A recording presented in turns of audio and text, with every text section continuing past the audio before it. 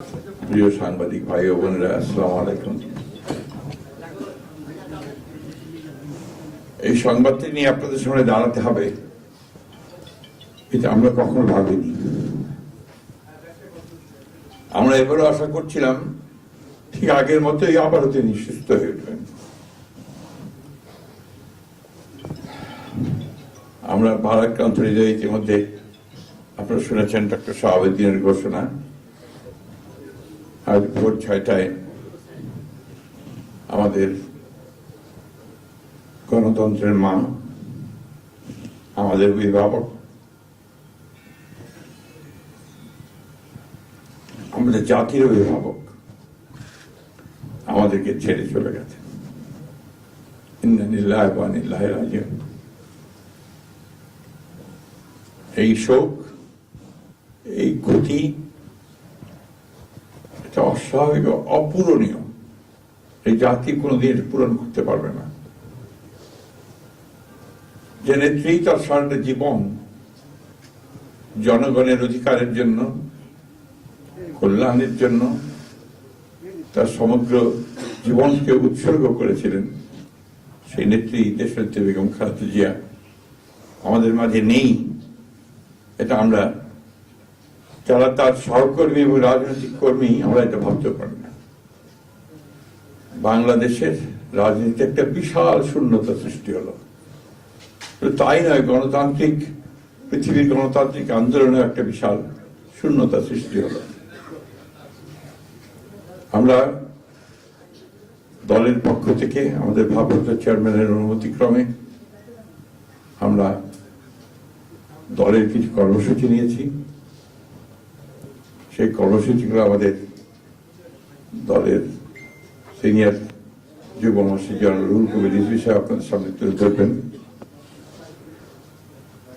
সরকারের প্রধান, এই কেয়ারটেকার গভর্নমেন্টের প্রধান প্রফেসর ডক্টর মোহাম্মদ ইউনূস আমাদেরকে ফোন করেছিলেন সাথে সাথে, এবং ইতিমধ্যেই তারা সিদ্ধান্ত নিয়েছেন যে 10টার মধ্যেই তারা স্পেশাল ক্যাবিনেট মিটিং করবেন।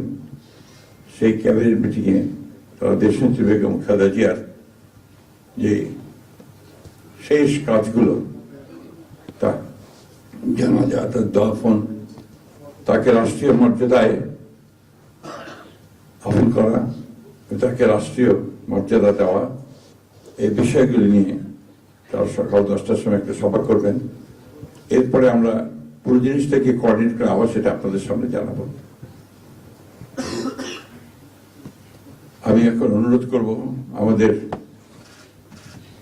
দলের সিনিয়র যুব মহাসচিব জনাব রুহুল কবির রিজভী, তিনি আপনাদের সামনে দলের কর্মসূচিটা জানাবেন।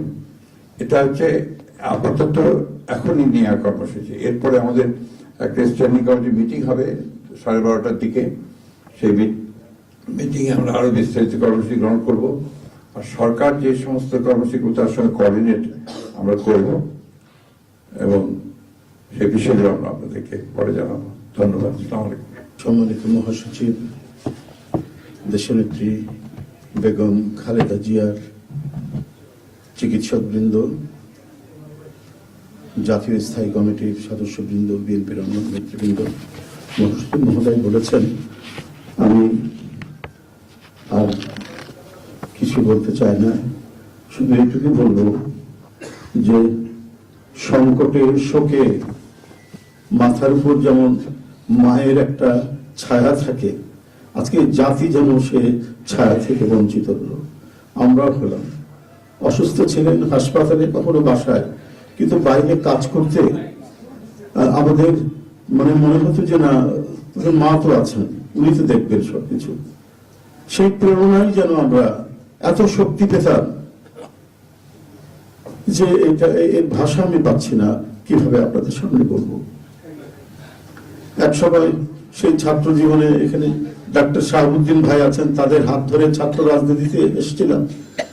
এরপরে একটা দীর্ঘ জীবন যার নেতৃত্বের ছায়ায় বেড়ে ওঠা, তিনি এত তাড়াতাড়ি চলে যাবেন, এ বড় বেদনার।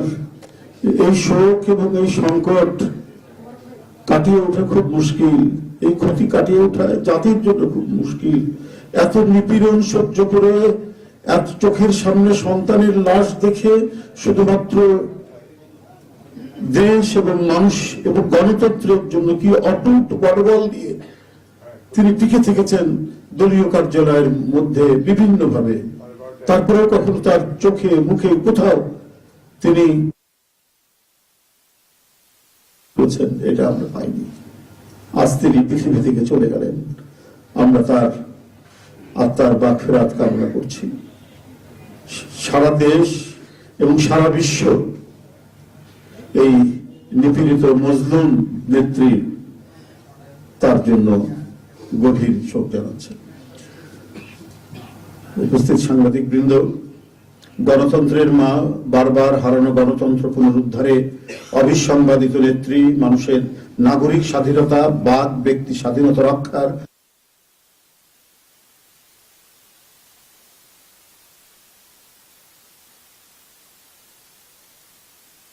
ইন্তেকাল করেছেন।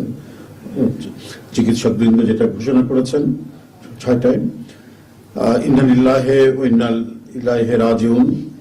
বাংলাদেশ জাতীয়তাবাদী দল বিএনপি এই হৃদয় বিদারক এবং মর্মস্পর্শী মৃত্যুতে গভীর শোক ও দুঃখ প্রকাশ করছে। দেশের জনগণের, দলের সর্বস্তরের নেতাকর্মী, বিভিন্ন রাজনৈতিক দল, পেশাজীবী সংগঠন সকলকে দেশনেত্রীর জন্য আল্লাহ রাব্বুল আলামিনের কাছে তার রুহের মাগফিরাত করছি। আজকে এই তাৎক্ষণিক যে সাংবাদিক সম্মেলন থেকে এখানে তাৎক্ষণিকভাবে যে কর্মসূচিটি প্রণয়ন করা হয়েছে তা আমি আপনাদের সামনে এখন উপস্থাপন করছি। কর্মসূচি: দেশনেত্রী বেগম খালেদা জিয়া আমাদের মাঝে নাই, পৃথিবী থেকে তিনি চলে গেছেন। তার মৃত্যুতে 7 দিন ব্যাপী বাংলাদেশ জাতীয়তাবাদী দল বিএনপি শোক পালন করবে। 7 দিন ব্যাপী বাংলাদেশ জাতীয়তাবাদী দল শোক পালন করবে। কেন্দ্রীয় কার্যালয় সহ দেশের সকল কার্যালয়, সকল দলীয় কার্যালয়ে 7 দিন ব্যাপী কালো পতাকা উত্তোলন করা হবে। 7 দিন ব্যাপী কালো পতাকা উত্তোলন করা হবে। দলের সকল স্তরের নেতাকর্মীরা এই 7 দিন ব্যাপী কালো ব্যাজ ধারণ করবেন। 7 দিন ব্যাপী কালো ব্যাজ ধারণ করবেন। প্রতিটি দলীয় কার্যালয় দেশনেত্রীর জন্য 7 দিন ব্যাপী কোরআন খতম ও দোয়া অনুষ্ঠিত হবে। কোরআন খতম ও দোয়া মাহফিল অনুষ্ঠিত হবে। কেন্দ্রীয়ভাবে গুলশান কার্যালয় ও নয়াপল্টনস্থ কেন্দ্রীয় কার্যালয়, কেন্দ্রীয়ভাবে গুলশানস্থ চেয়ারপারসনের কার্যালয় ও নয়াপল্টনস্থ কেন্দ্রীয় কার্যালয়ে এবং জেলা পর্যায়ের দলীয় কার্যালয়ে শোক বহি খোলা হবে। যারা গণ্যমান্য ব্যক্তি আছেন সেই শহরের এবং আরো যারা মনে করেন বিভিন্ন রাজনৈতিক দলের নেতৃবৃন্দ, সেই শোক বহিতে তারা মন্তব্য করবেন এবং স্বাক্ষর করবেন। মরহুমা দেশনেত্রী বেগম খালেদা জিয়ার নামাজে জানাজা ও দাফন পরবর্তীতে জানানো হবে। মরহুমা দেশনেত্রী বেগম খালেদা জিয়ার নামাজে জানাজা ও দাফন পরবর্তীতে জানানো হবে। এই ছিল কর্মসূচি। ধন্যবাদ আপনাদের সবাইকে।